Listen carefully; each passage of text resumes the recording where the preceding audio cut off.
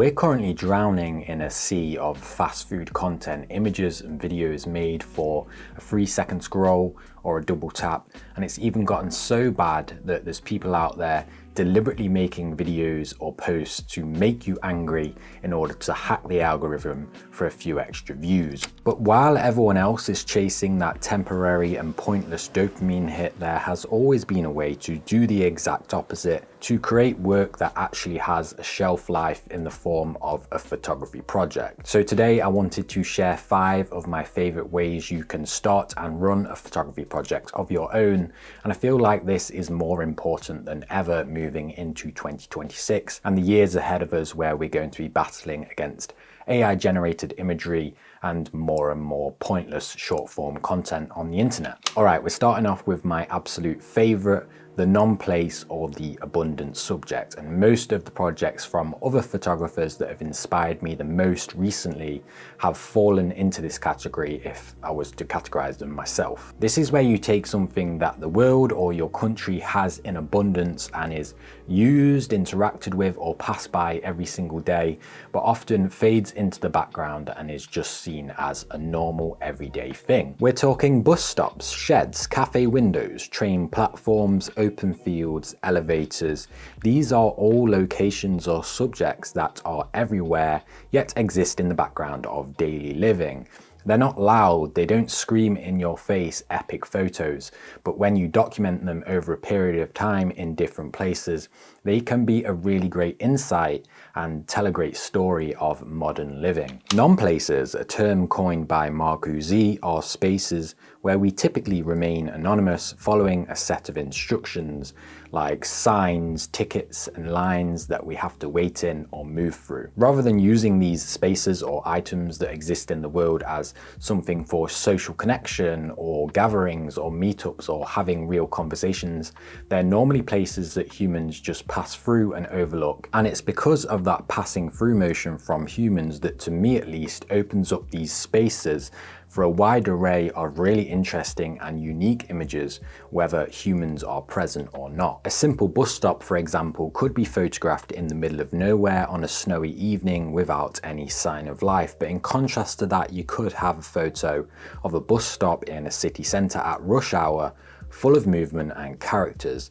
These images paired together over a period of time can tell such a strong story about these everyday overlooked subjects that often just fade into the background of our daily lives. The project Roadside Lights by A.G. Ohasi is one of my favorite examples of this. A.G. photographed vending machines across a long period of time, and while the surroundings are always different, the subject remains a constant. And although void of humans in the frame, the images make us imagine humans stumbling across these machines and using them perhaps in times of need. If this type of project speaks to you, you can also take it a bit further and bring in a simple constraint like shooting them all from the same focal length or from the same angle, or using the exact same aspect ratio despite the fact that the images may have been photographed from all over the place. And I feel bringing in a constraint like that to a project like this helps somewhat boring and repetitive subjects be more of a deliberate study, and they sit together a lot more pleasingly. For the next one, I think it's quite valuable to say that a photo project doesn't have to be deep philosophical or have a particular why.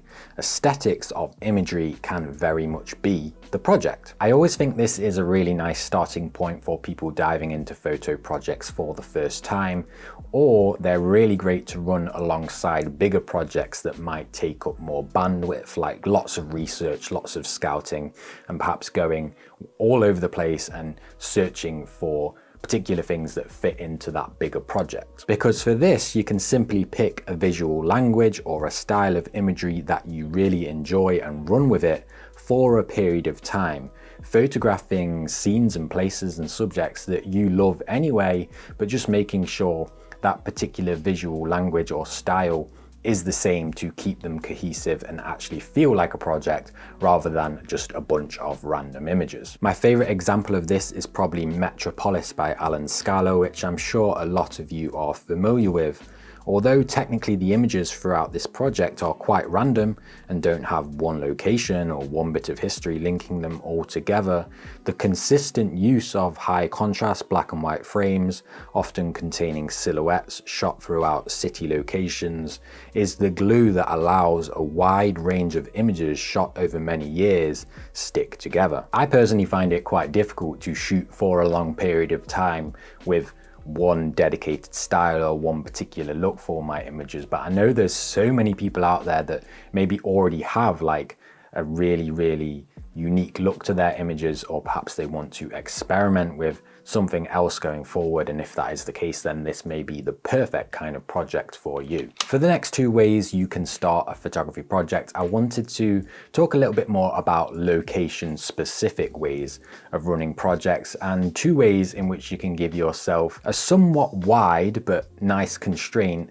that takes all the pressure away from thinking about where you're going to be creating the work, and it also really helps you stay focused because it takes away all those ifs and buts and whys, and you just create work within certain locations. Firstly, we have the geographic path, and this is something I actually picked up from various other photographers that have used this technique to base a project around. All you really have to do for this is pick a specific start and finish point that follows a geographical feature that's already on the map, like a specific road, a railway line, or a riverbank. It could even be something that is no longer used in its traditional form, like old goods and trade paths. A great example of this that I can think of from the top of my head is that close to where I live, we have something called Isaac's Tea Trail, which is a 37-mile walk with clear start and finish points where Isaac Holden would walk in order to sell tea door to door to remote farms. So I could use that route, that geographical path that already exists on the map,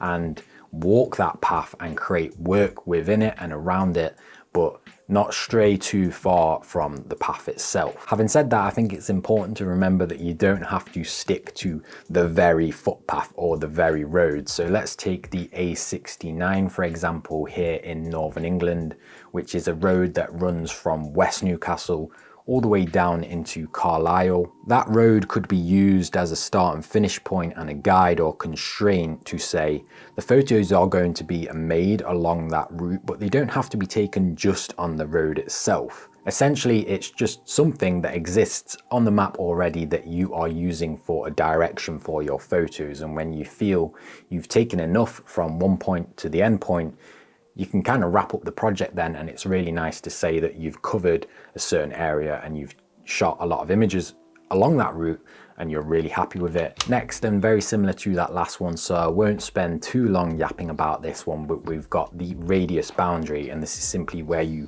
draw a circle or a square or a perimeter or any kind of shape really on the map, again, that already exists, and you use that as a constraint to work within, and you only create photos within that border that you've given yourself. I really like this idea myself because, again, I think it's freeing enough that it opens up the opportunity for loads of subject matter that sit within that border. It could be the places, it could be the people who work there, companies, industry in that area. It could be the nature in that area. You can talk to people, build up connections, and maybe get access to places that people have never been, because you kind of build up this knowledge around the project that you're doing, and then people are willing to help you if you're consistently working in an area and building up connections. But it's also sort of condensed enough into a space that, again, it keeps you focused and you don't go off wandering and losing track of what your actual goal is when it comes to the project. Okay, so the last project approach I wanted to touch on in this video is shooting now for tomorrow, and this is definitely one that you need to be in the long game for, but I also feel like it's super special, and I really hope that people do not stop doing this when it comes to photography. What inspired this way of thinking for me was this book from Peter Mitchell called Nothing Lasts Forever, which is actually a bunch of Peter's projects in smaller forms, and you get a glance of each of them throughout this book. But to focus on one of those projects, Memento Mori, the flats at Quarry Hill, Peter documented the demolition of the Quarry Hill flats for 5 years, ending up with this incredible collection of images of a place that most people without those images would never know existed. And of course, this kind of goes for any part of history that gets documented, but the thing with this is that at that time, people passing those flats, living in those flats or in that particular area, that would have just been a very normal thing to them. Like the corner shop round the corner from where I live and the MOT garage that's opposite. They're just very normal things, again, like the first point in this video, that we pass every day and might be too normal for us to stop and want to document it. But as the title of that book says, nothing lasts forever. I mean, think of off licenses and vape shops. Vape shops, especially here in the UK, are all over the place, and at the minute they're really quite ugly. They're almost an eyesore. No one really wants to look at them when they're driving down the street. But I can only imagine one day they will be extinct or banned or something like that, or there'll be way less of them. And therefore, maybe documenting them today will actually be something quite significant for the future, and also the signage and the names of these shops will end up being really interesting and quite vintage many years down the line. This is very much a project approach. I think you can run quietly in the background. It's not like you're shooting for Instagram, you're not making loud images for today.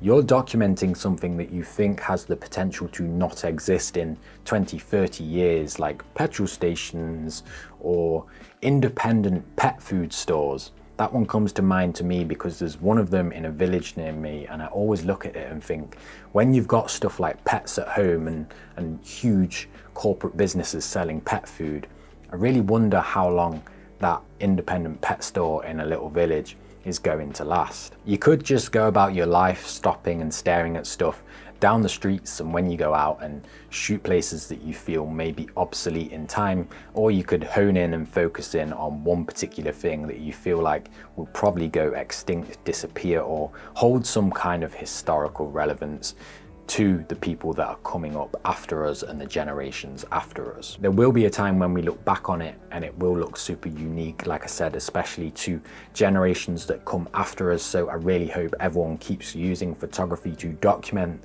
these types of places, buildings, structures, whatever it may be, because it would be really sad if we didn't have any projects like that in 10, 20, 50 years time that showed the evolution, the demise of these particular places. To wrap things up, a nice reminder that ties this video together is that photography projects don't have to be grand, multi-year long trips across the globe.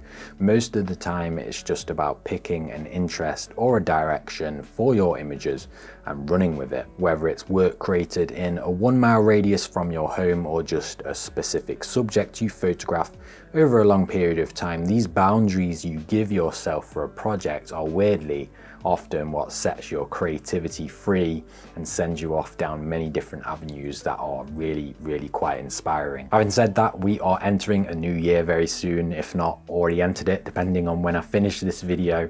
But why not create something now that outlasts the algorithm? That's going to be it from me. Thank you so much for watching, and I'll see you in the next video.